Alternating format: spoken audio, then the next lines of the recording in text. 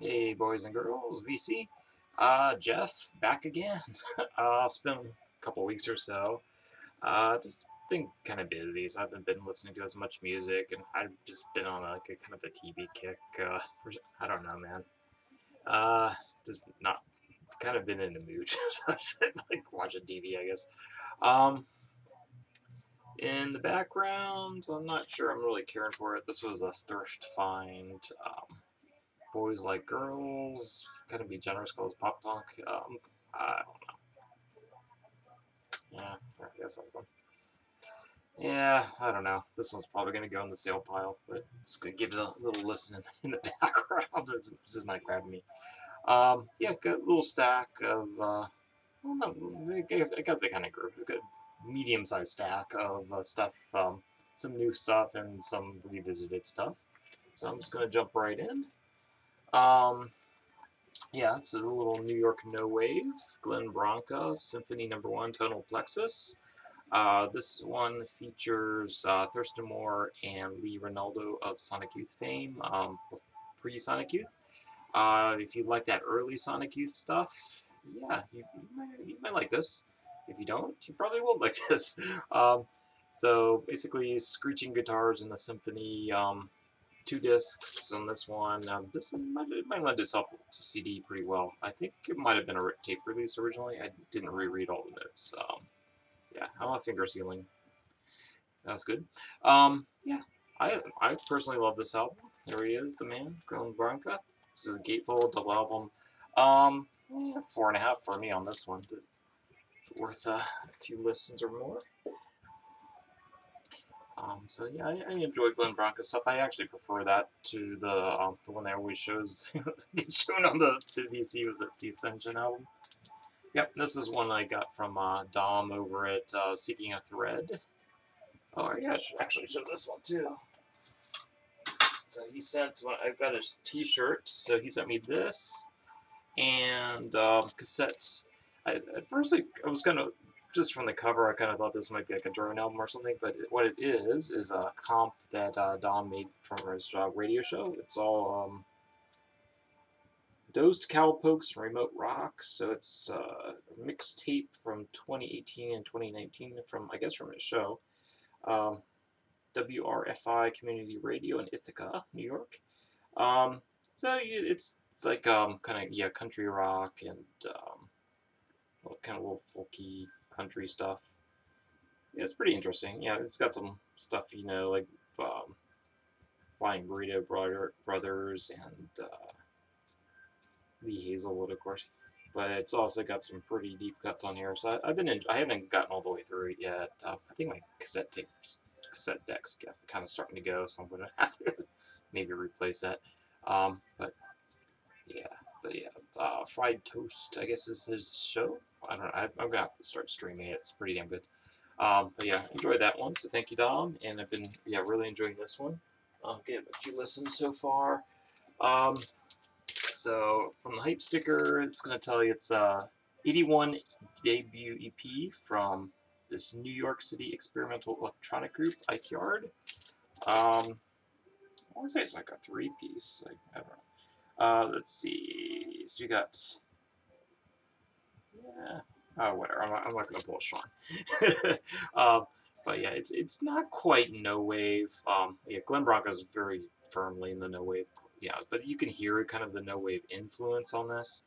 Yeah, electronic, but it's a little not quite no wave though, but I'd say it's a solid 4. It's not like one I'd rush out and grab, but but if you see it on the cheap, it's definitely worth picking up. But yeah, really enjoying that. Uh, yeah, I don't know what to say. If you like no wave, you like that. Like krautrock, you like electronica, like early electronica stuff. You probably dig that. This one was VCLT from Randy, so Duma. So it's a 2-tracker, 7-inch. I believe they're from Kenya. So they kind of fall into that kind of a death rock, experimental noise kind of deal. So So yeah, that's what's going on there on the cover. Um, yeah, I think this was colored, but yeah, it's this yellow.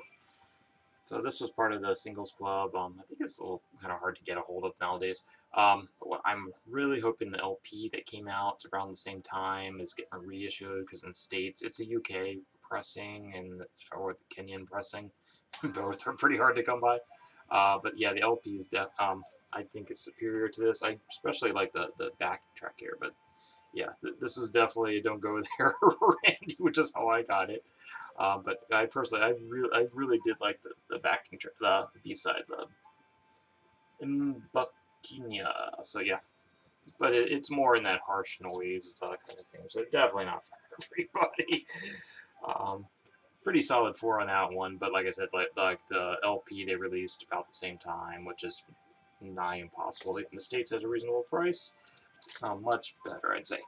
Yeah, this one, yeah, it just shows up in BC. I don't have to really say much about it. 4.5 all day long.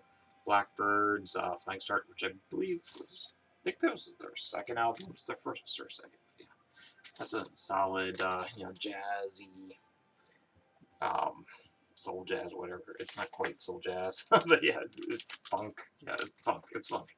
That's good. Yeah, I showed this on one of the, I think it was for Tom's contest actually. So I gave this another listen.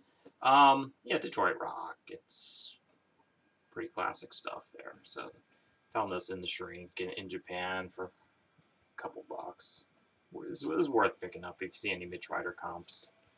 Um, is he? Yeah, it's not essential as say like your MC5 and all that. He predates all that, but pretty damn good. Especially I need to rebuy this. That was one of the very first albums I ever bought was the Devil with the Blue Dress On with Good Golly Miss Molly, and I can't remember what the B side on that one was, but yeah, I've seen it on Discogs. I just need to order a new copy because I just destroyed my original. I don't have it anymore. But yeah, this classic Detroit rock before there was the Stooges and whatnot. MC5, yeah. Excellent. It's pretty short, but excellent Texas punk. I know Sean and I have been talking a lot about Texas punk lately, so I pulled this one back out. I got this new dead stock, or whatever. So this was sitting in a warehouse somewhere. I found a whole bunch of sealed kind of 80s punk. This was amongst it. Yeah, the Texas stuff definitely has a very distinct sound compared to the rest of the country. But 5 tracks, you see this, pretty damn solid. 4.25-ish. Again, not essential, but if you see it on the cheap, it's definitely worth picking up. This, yeah, 4-ish. I've shown this before. Luxuria, kind of, synth pop, I guess you consider. So this is Howard Devoto of, he started out with Buzzcocks, went on to Magazine. So this is kind of continuing with where he was going towards the end of Magazine when their albums quality started dropping off a little bit. So it's definitely kind of in that direction, or it's very similar to his solo album. Not essential. I just really like the guy, Devoto. But yeah, not his strongest. He had one other album, which I think was originally on CD. That came out right after this. This is like 88-ish, I want to say. Yeah, 88, Baker's Banquet. It's still pretty good. This is like a promo copy I picked up. It's gold sealed promo. And yeah, not digging this music. Boys like girls. Nah, that's not sticking around. I don't know if you can even hear it. And this was another one I got in that Naked Prey Sting. Yeah, I did not pay $6. I paid something like $3 for this sealed. Radio alarm clocks. Kind of mid '80s, Midwest, yeah, Ohio based, I guess. Sort of punk, I guess. It's kind of so they're covering covering Pagans and Sonics and Stones, Time Is On My Side, but the punk version. But it's not like really harsh punk. It's you could maybe throw this in new wave, but it's not really quite new wave either. It's kind of in, yeah, it's in there. Well, I guess technically it's new wave, but it's punk. Radio alarm clocks, so Midwestern punk. And then yeah, I just have a bunch of CDs they've picked up here and there. So I think I got this for a couple bucks. Fishbone, Truth and Soul. This is their '88 album. This is the one that's got Freddy's Dead and Bone in the Boneyard. One of those bands from the '80s that should have been bigger than they were. But yeah, I'm not crazy about the mix on this. Like these guys, Living Color, like a lot of times like the bass just gets lost in the mix and these '80s mixes. If you bring it forward, it actually does sound a lot better. But yeah, I rather like that. But yeah, it's partially nostalgia because that was a lot of my high school was listening to Fishbone in my friend's house. Yeah, 4-ish, 3.5. I don't know. It's not not my favorite by them maybe, but it's still, you can get them pretty cheap. They're worth picking up. This was a comp I found for like maybe a buck, maybe less. I don't know. It has a music video CD which I haven't listened to. It's yeah, this is a comp. Rob Zombie, Past, Present, and Future. Original title there.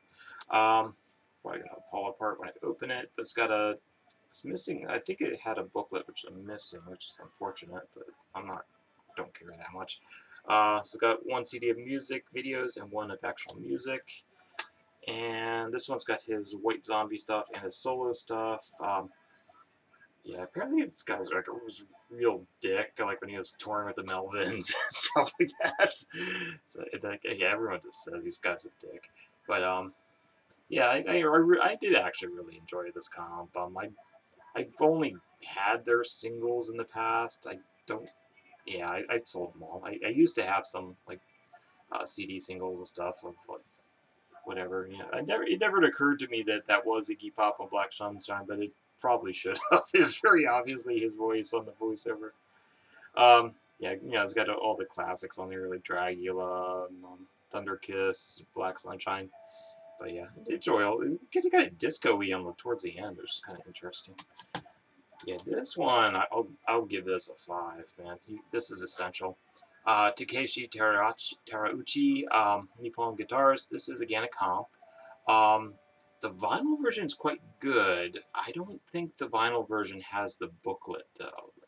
So and then the CD versions probably got an extra 30 minutes of music over the vinyl version. Vinyl version is like single disc. This would have to span 2 discs. It's got like an additional like 8 tracks or something. Yeah, so he is a Japanese guitarist. So he's spanning the Eleki, which is the pre-Beatles kind of sound in Japan. Tsugaru rock and instrumental stuff. So it's kind of like he was kind of experimenting a lot with combining traditional Japanese music with pop music. But yeah, it's a really interesting read in the booklet. It's a pretty thick one. It has a lot of the artwork and pictures and the guy's history. So for me, like I got the CD so that I could have the booklet and all the extra tracks. But the vinyl, the selections and whatever, it's like one side's all the kind of Japanese infused stuff, and then the other side's the very Venture sounding stuff. So yeah, he was kind of friendly with the Ventures. Ventures were huge in Japan. I think he was kind of instrumental in bringing them over. No pun intended. Bringing them to Japan. I think he was kind of involved in that. Even when I was living in Japan, they were playing down the street from me all the time. The Ventures. He died just like maybe a month or 2 ago. Cause like it's kind of weird. My friend and I were throwing this on the turntable at his house, and like I was like looking him up on Discog. He's like, oh crap, he died yesterday, literally. It was pretty surreal. But yeah, I picked this up as soon as I could. I was kind of going back and forth on the vinyl. The vinyl, it is definitely a little more. It's definitely more of an experience, but I do like having all the extra music and the booklet especially. So you can buy both. But yeah, he used to play with like Les Paul and Chet Atkins in the clubs in Japan, and yeah, he had quite a few bands. He was very influential in the Japanese pop scene, and he actually gave was it Yuya God damn, I'm screwing up his name. Yuya Uchida, of Flowers and Flower Traveling Band. Yep, he gave him his start. So he actually played. He got him started. He was playing with them, and got him started in the music business. That's kind of interesting. This was again VCLT from Randy. Randy, I didn't get around to the 7 inches yet, except for that one. But yeah, this is what I actually really enjoyed. Tori Amos, Strange Little Girls. So this is an entire album of covers, and she is really good at covers. Totally changes the music. So this one, she's covering stuff like Boomtown Rats, Lou Reed, or not, well, it's Lou Reed, but it's Velvet Underground, Lou Reed. Covering Eminem. But oddly, yeah, not only that, she's covering Slayer. So check out, the really standout track is the Slayer track. Check out Raining Blood, her version. It's not as heavy, but it's it's interesting. So Tori Amos, that is Strange Little Girls. I really like that one. So thank you, Randy, on that one. This one, yeah, Salvation Army, so I paid like $1 for this. Gary Burton and Makoto Ozone. This is a live album from Tokyo Blue Note. It's not on Blue Note, curiously. So vibes and piano duet. So it's pretty good. So there's some odd selections on here. So he's got some like rags on here, and he's doing some like cool jazzy kind of stuff. Yeah, 4-ish. It's again, yeah. If you see it on the cheap, it's worth picking up if you like vibes and like piano. Essential, maybe not, but it is damn good. Gary Burton. I do like Gary Burton. This was another. I think I paid $1 for this. Ella Fitzgerald, Best of the Songbooks. So again, it had a nice booklet in there. But, taking selections for the various songbooks where she's covering like the famous composers. Yeah, really nice one. I like it, Ella Fitzgerald. I don't need to have everything by Ella Fitzgerald, so I'm quite happy to have that. Nice artwork too. It's kind of. This one, it was part of a large stack of sale stuff I picked up from local VHF records. So kind of instrumental, ambient drone, I guess. But yeah, it's all acoustic or whatever. Various, kind of, mostly stringed instruments. I don't know. What do you got? Hurdy-gurdies or whatever. I don't know what's on here. Lever harp, katurangu, which I believe is Japanese. String banjo, nylon string guitar, jengu, and a drum kit. So it's all acoustic. I like the other one I showed a bit better, which is the one. It's kind of like a red. It's a red cover. I want to say it's like inside of a piano or something, but something like that. But yeah, it's Jesse Sparhawk and Eric Carbona. Still pretty good. This one is 4-ish. I like the other one I got first a bit better than this one. But it's a bit chill and relaxing. So, but that's kind of like what I like listening to a lot of times after work, man. I just want to put on headphones and just kind of relax. Stressful enough, And then ever since the 90s, I had a hard time sorting these two bands out, and I finally got around to it. Fountain Rose and Black Rose. For me, they were both kind of MTV bands, which I wasn't giving them a lot of listens at the time because of that. Counting Crows are the, I think they were from Berkeley or something. I might hold on to it. So I do kind of like the big track on that, which is, what was the big one on this? Mr. Jones, I think it was Mr. Jones. But the funny thing is, all the good tracks on there, they weren't playing their own instruments. They were bringing in other musicians. It's kind of interesting. Not a huge fan, but not for me. But it's not terrible. This is a Black Crowes comp. So more in that kind of bluesy Stones stuff. So that kind of sorted me out. These were the good ones. These were the good Crows. Yeah, so I don't remember what the big. I guess they're all kind of. I do recognize a lot of these from the radio too, but I don't know. For me, not essential, but it's a pretty good album. I'm definitely holding on to this one. Again, probably paid $1 for it too, so that always helps. So anyway, that's my stack for the week. Hope everyone's well, and yeah, I guess I'll see you in a couple weeks or so. Planning a little camping trip, so yeah, probably not going to get as much music listening in. I'm going to have to kill this because it's starting to get annoying. Yep, see you guys. Take care. And yeah, I got a lot of, I kind of, Bad Sean, clued me into some sales, and I kind of picked up some more stuff than I should have. Yeah, take care, guys.